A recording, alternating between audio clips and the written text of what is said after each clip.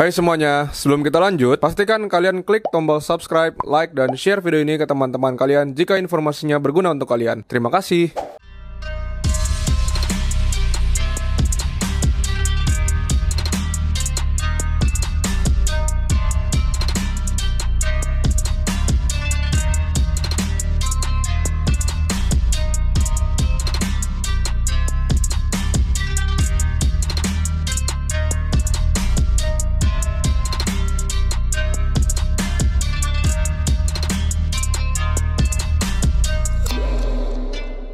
Halo guys, balik lagi sama gue Ivo di Java Pet and Company. Di video kali ini gue akan ngebahas tentang event yang kemarin dibikin sama Solaris Koi, namanya Solaris Koi Game Challenge. Jadi di event itu Solaris menyediakan satu kolam, terus abis itu nanti ikan-ikan dari pesertanya itu ditaruh di situ dan di keeping sama Solaris. Jadi metode keepingnya kan, jadi semua peserta metode keepingnya sama. Habis itu dilakukan penjurian.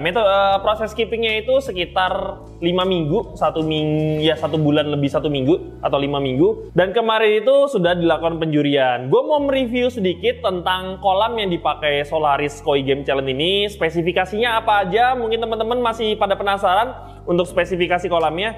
Jadi kolamnya Solaris itu untuk Koi Game Challenge ini kemarin direnovasi bareng sama tim Java juga.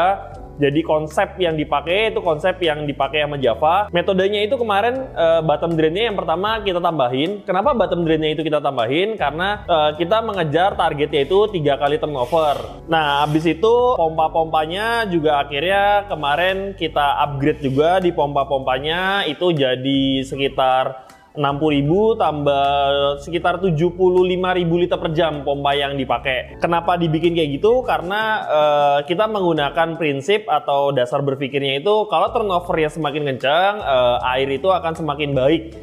Turnovernya kencang itu bukan berarti arusnya kencang ya.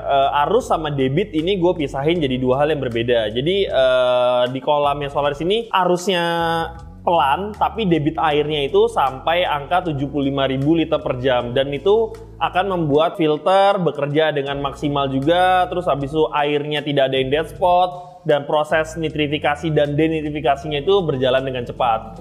Nah, setelah bottom drainnya kita tambahin, skimmernya ditambahin, pompanya ditambahin. Nah, media filternya itu juga kemarin kita perbaiki semua. Yang pertama di mekanik filternya itu kita pakai Kuria Matte filter. Terus kenapa sih si Henry dan gue merekomendasikan pakai Kuria filter matte ini? Karena selain untuk menjadi mekanik filter, Kuria Matte ini juga mempunyai material yang kalau kalian bisa lihat di sini tuh ini kayak spiral-spiral kayak gitu. Dia juga bisa menjadi biofilter. Jadi 50% mekanik filter, 50%-nya dia juga bisa jadi biofilter. Jadi kita rekomendasiin pakai ini. Terus abis itu biofilternya itu kita pakai Kuria Biokolom sama kita kombinasiin dengan Neomedia Pure. Nah, kenapa juga kita pakai Neomedia Pure? Karena kita juga mengejar untuk nitratnya tidak tinggi. Jadi kita push serendah mungkin nitratnya. Kenapa nitratnya kita push rendah mungkin? Karena dengan nitrat yang rendah itu akan memaksimalkan grow rate ikannya. Dan hasilnya setelah kita modifikasi itu semua, hasilnya cukup memuaskan. Pertumbuhan ikan pertama kali masuk itu di size 17 sampai dengan 20 cm.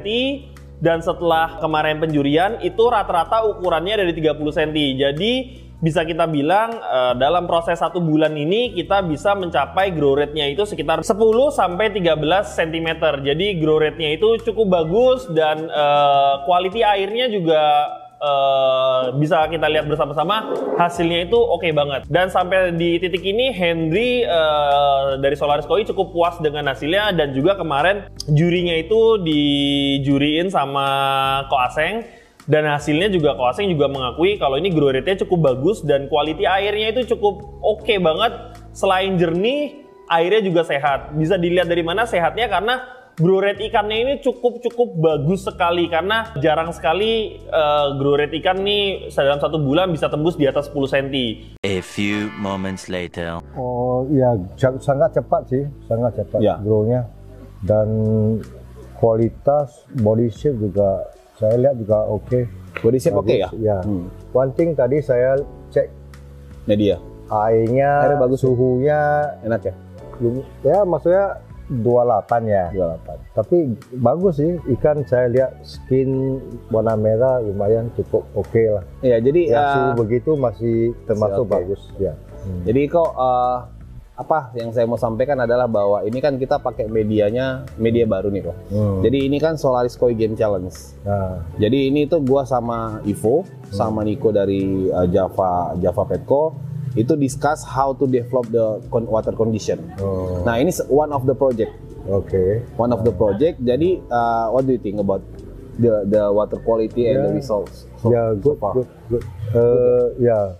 Saya tadi lihat di kolam airnya bagus. Airnya bagus. Ya. Itu sih ikan shining ya.